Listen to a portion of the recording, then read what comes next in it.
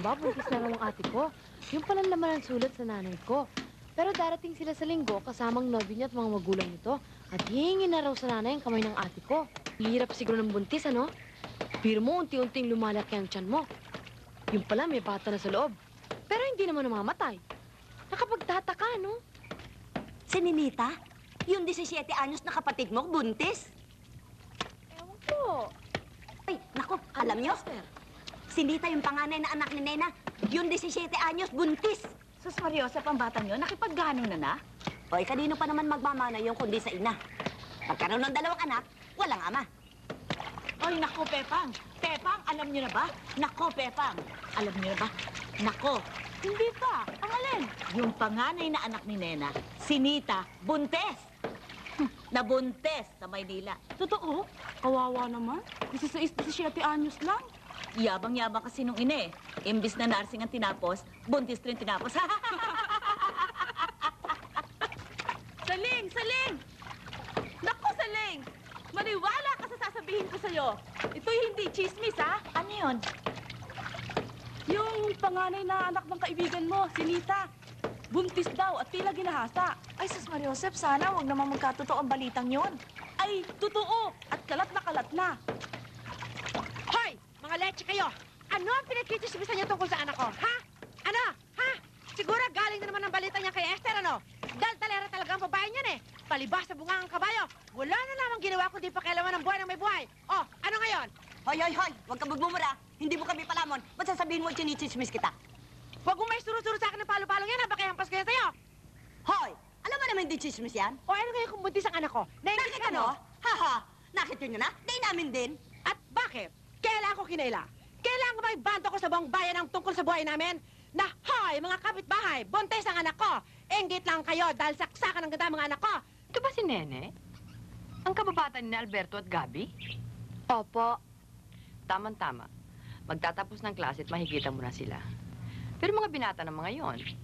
Si Alberto ay magtatapos na ng college kaya maiwan siya rito para asikasuhin ng asyenda. Ilan taong ka na, Iha? Magkakatorse na ho. Nung makasalo nito, siyang susunod. O, ayan.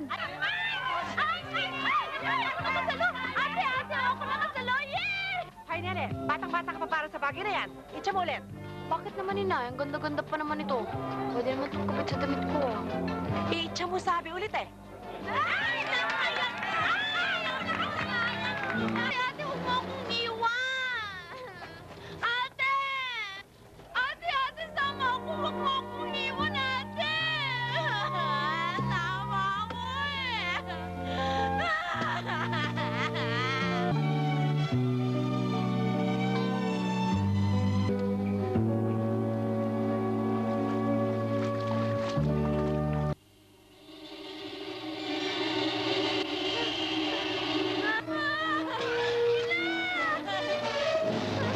Sus Mariosep, hindi ba si Nene yun? O ano ko yan? Hindi ako papayag na tumakbo yan. Ang bat.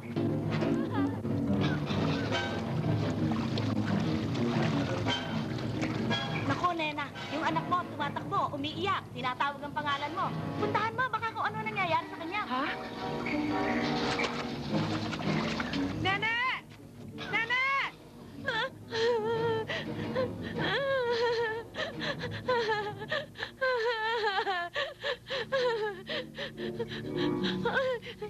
Aba, Ginoong Maria, napupuno ka ng grasya. Ang Panginoong Diyos ay sumasa iyo. Kang pinagpala. Inay! Ano nangyari sa'yo? Bakit ka nakabalot? At bakit? Inay, may sugat ho yata ako. Pero wala namang sumasakit sa katawan ko eh. Bigla na lang ho dumugo. Ha? Saan?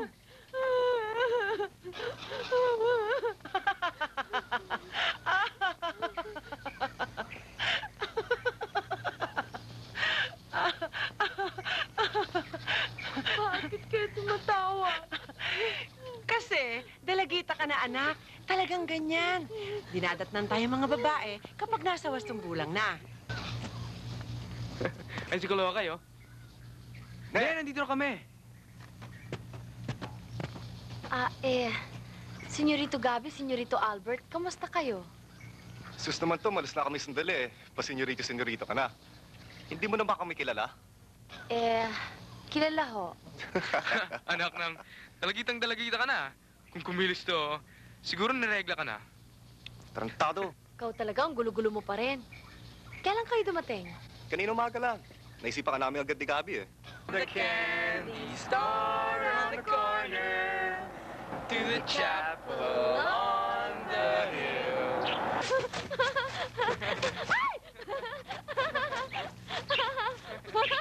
Dali, takbo, dali. Gabi naman eh! Bitiwan mo ng pako! Gabi naman! Gabi! Anong pampako? Ne, natatandaan ba nung bata tayo? Panay laro natin nila Albert. Pero yung ginawa natin, totohanan na yun. Siyempre, 14 ka na. 15 na ako. Hindi na laro yun. Kasi, yun ang first time ko eh. Ikaw, first time mo ba yun? Nay, sandali lang. Mahaba yata tong sleep ko eh. O, dalian mo, ha?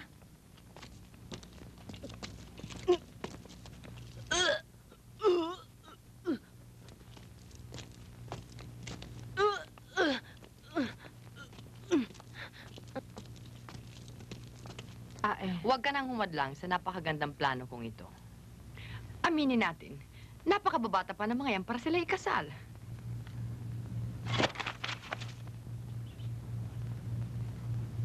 Ba't di mo basahin? Para matigil ang paghihintay mo sa wala.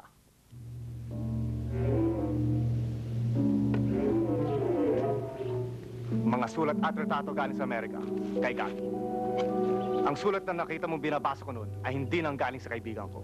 Ipinaglihim namin sa'yo, pero hindi ko na matiis na makita kita naghihirap.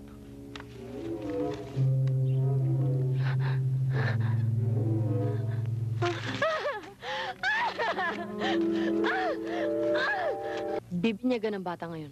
Anong pangalang ipalilista ko? Siyempre, di Iyo. pangalan ko. Dispensa niyo kung ako na magsasalita. Yamang din at hindi kayo nagkatuluyan dalawa. Maaari na niyong gamitin ang iyong sariling pangalan. Nakahanda kong tumulong sa inyong pangangailangan. Gaya ng sinabi ko, basta taga rito sa asyenda, nasa inyo ang aking puso. Salamat. Please naman, talk to me, oh. Magsasalita ako. Pwede bang umalis ka na? Alam kong may ginawa akong masama. Pero hindi ko naman ginusto yun eh. Ang mami ko ang... Bakit? Wala ka bang bayag? Kung sa bagay, 15 ka lang kamo. Totoy ka pa. Kaya ako nagpunta rito para mag-apologize sa'yo. Wow, paano ko ba gagawin to? Shit, man. Bullshit ka! Pakatapos mo akong buntisin, halos ako mubulok ng kakaintay sa'yo. Yung pala nasa Amerika ka, nagsishit ka doon. Tapos pupunta ka sa akin magsusorry. Wow, ba't pa kaya ako nagpunta rito? Demonyo ko, malis ka sa harapan ko!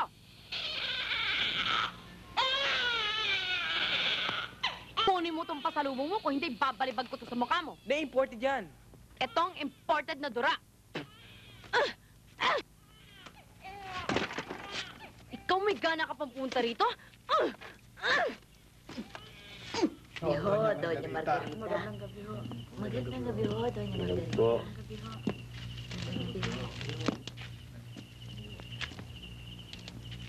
Nakikiramay ako.